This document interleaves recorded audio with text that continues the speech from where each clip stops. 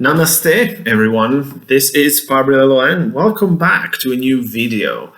I'm finally able to find some time to make this, but this is something I wanted to do in a long time. This just, as I said, there was a general lack of time and occasion as well. However, with the recent release of SMT 5, which I'm sure most of you are playing, not me, even though I made my pre-order, I'm still waiting for it, and it will be delivered in London while I'm currently in Italy. But if everything goes according to plan, I might be able to get it before Christmas. We'll see. In any case, because of the big release of SMT 5, I really wanted to make an effort and record this video. As I said, it's something I wanted to do in a long time, which is basically telling my experience, my journey into the Shin Megami Tensei series plus Persona. I know it's kind of controversial to link the two series together. I don't care. To me, it's still one big umbrella. Anyways, but especially following the videos from two channels I'm a big fan of, both the Bottom Mappers and Majority, as they have released SMT related video. This was kind of a big, it really motivated me to, okay, I need to find a time to make this video. And I'll put the link to these videos in the description down below so you can check them out. Bottom Mappers made a video on where to start with the SMT series, while Majority explained his first experience with SMT. And in a way, my video, it's a kind of sort of response to his, more specifically between the two. As I said, it's my journey into the series. Where did I start? How it go, and how it has changed drastically. Because it has been an interesting ride. Now I'm very pleased to say that I'm a big SMT fan, but up until a few years ago, I wasn't at all. So let's begin. Part 1, rough starts. I've been aware of the SMT series since at least I'd say the PS2 days. I was well aware of Persona 3 on that console, and even more about Persona 4, because the RPG community at the time were very vocal about those games, already calling it the greatest RPGs of all time and everything. But however, I didn't have a PlayStation 2 at the time. I was very smart and purchased a Xbox console because, as I said, I was very smart. So, but again, I knew about it. There was a huge hype surrounding those games. However, my first direct experience with Shin Megami Tensei has been during the DS days. More specifically, the first game in the series I actually played has been Devil Survivor 2. Not the first one, unfortunately, but the sequel. And I have to say, for the most part, I really like the game. But since the beginning, basically, there was something that prevented me from fully enjoying this game. There was very much the feeling of I should like this more.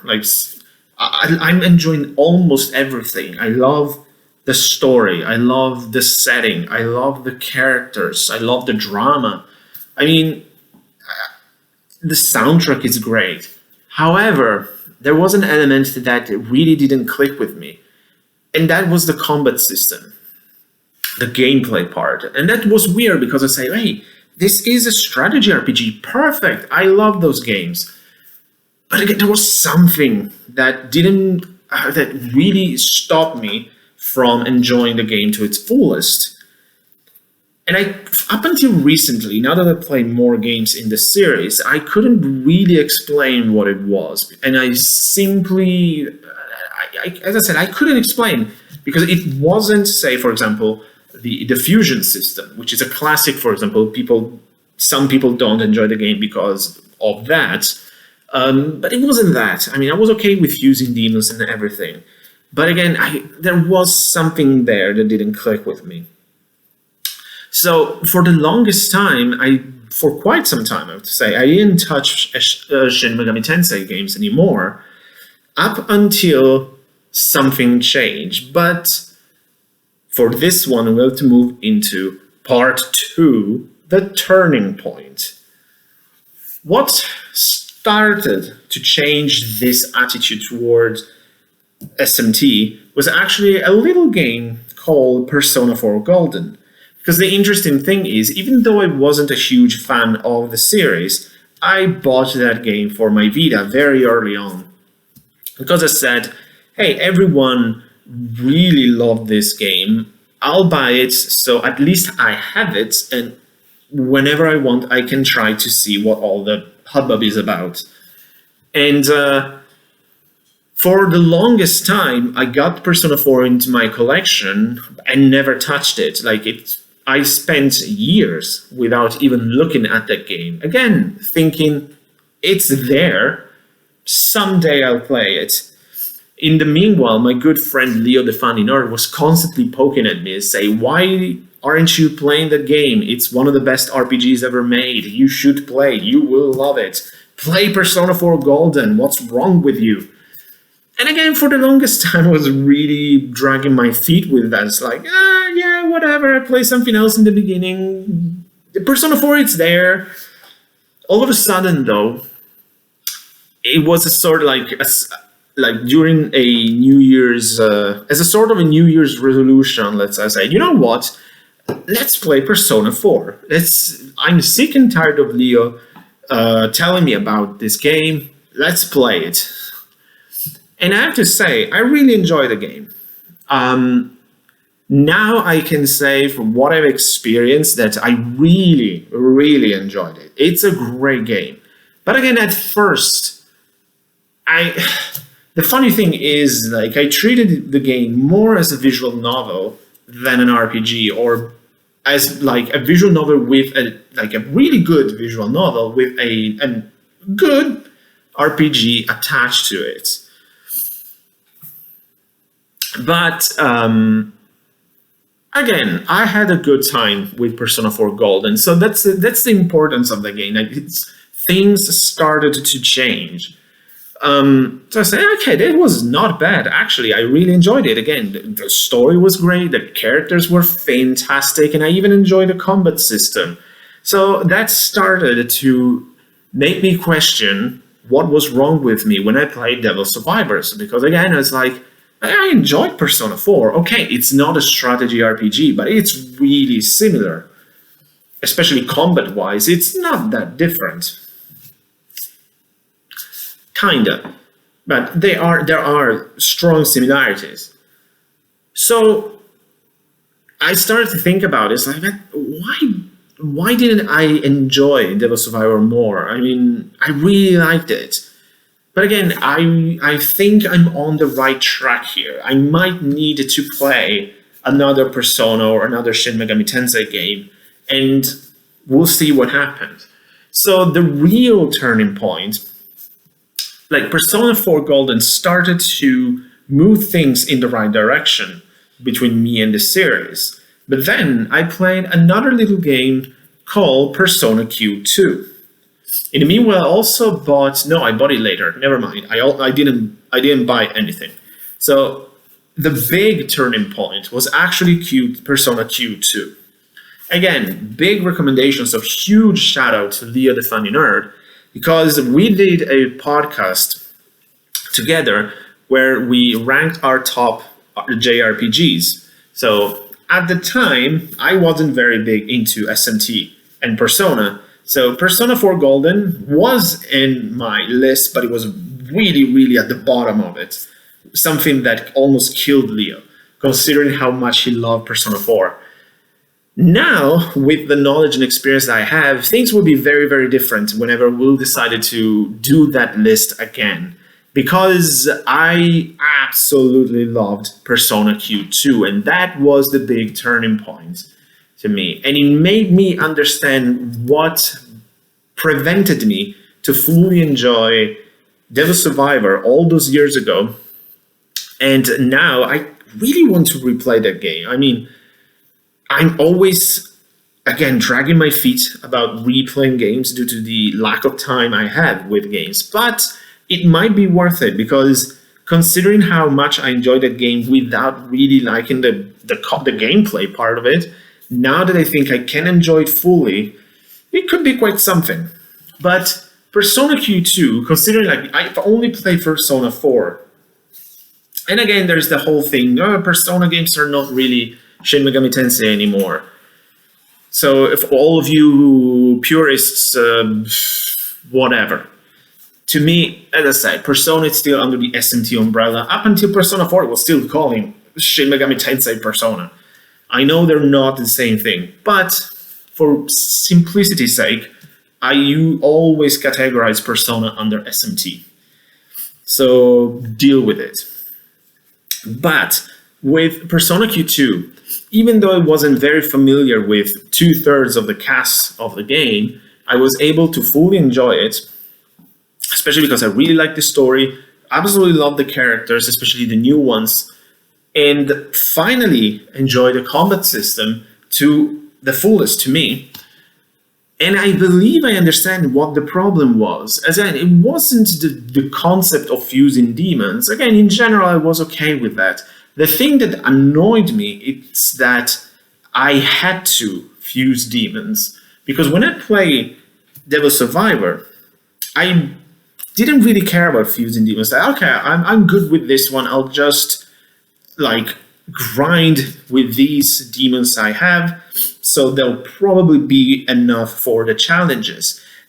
Technically, you can do that, I think. It's not a good idea, though, because you'll make the game harder for yourself, because you need to get better demons by fusing them.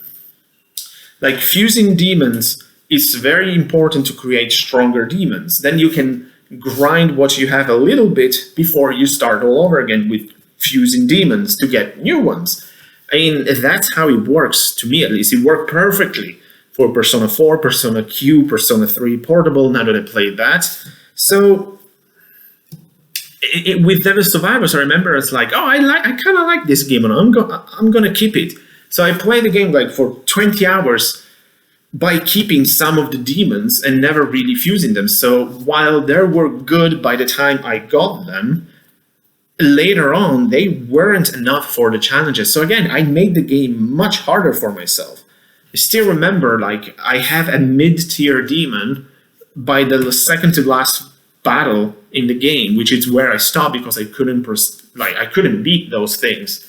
So that battle was impossible because half of my demons were absolutely not good for that challenge, because they were, like I said, like mid-game level demons.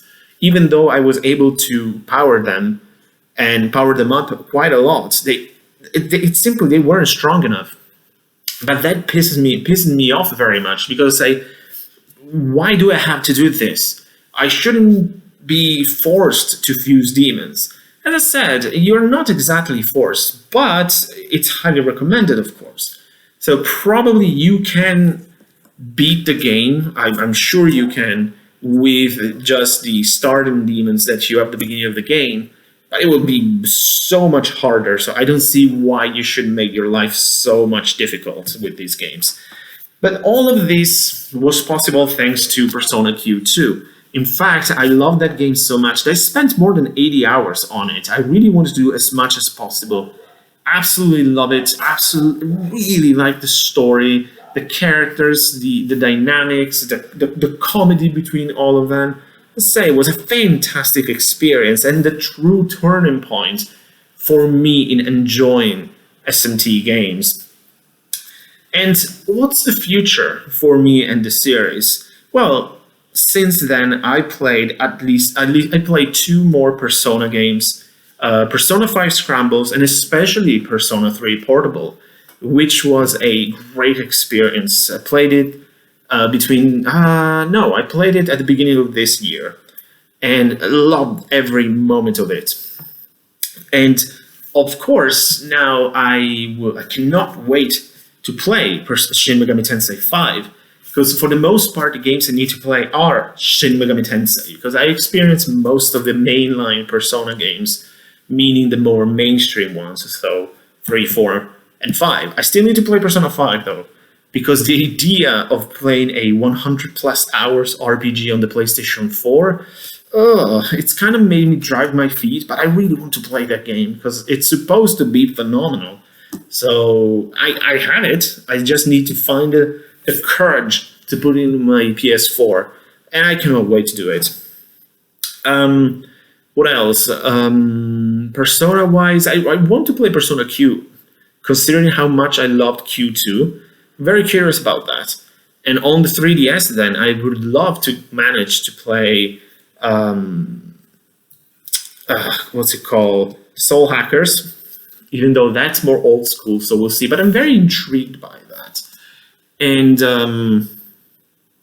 of course, I was able to purchase Strange Journey, because that, since the DS days, I wanted to play that game because it has such a Lovecraftian appeal to me that made me very, very curious about it. But we'll see. But of course, like, the big ones are Persona 5 and SMT 5.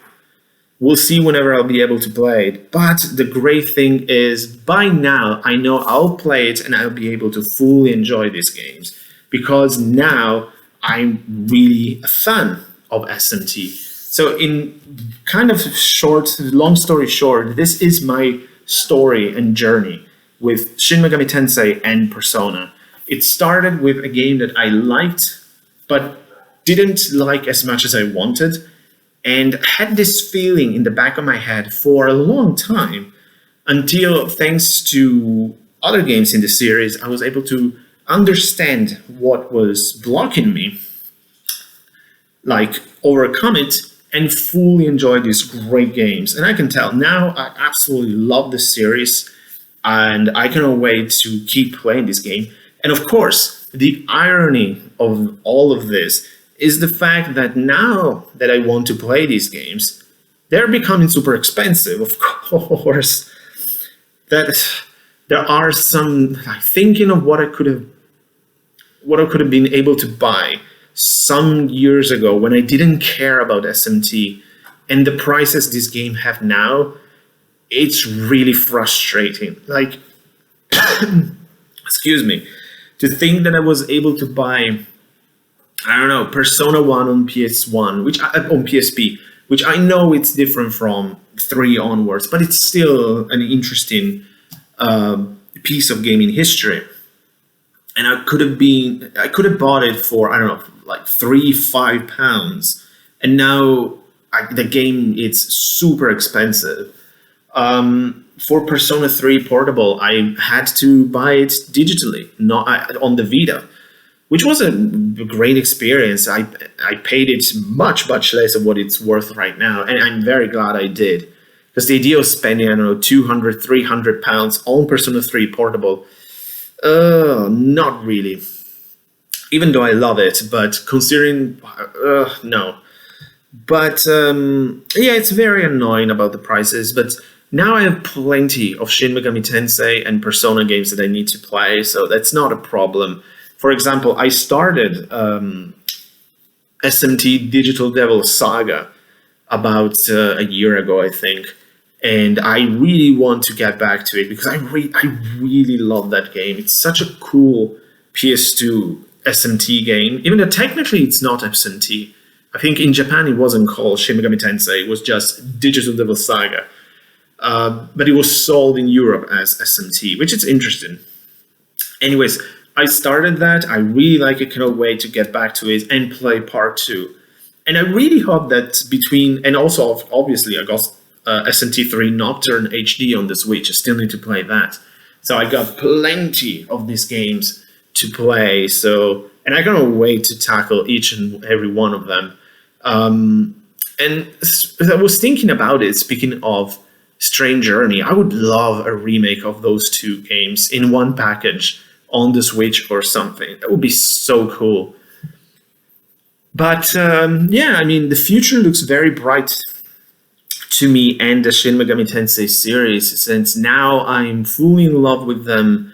I can appreciate what they are, what they do, and it's a great feeling. Once that issue was solved, thanks to Persona 4 and Persona Q2 in particular, it was a great moment. I was like, probably like, finally, I can enjoy these games. I can really appreciate the Shin Megami Tensei series as I've always wanted to.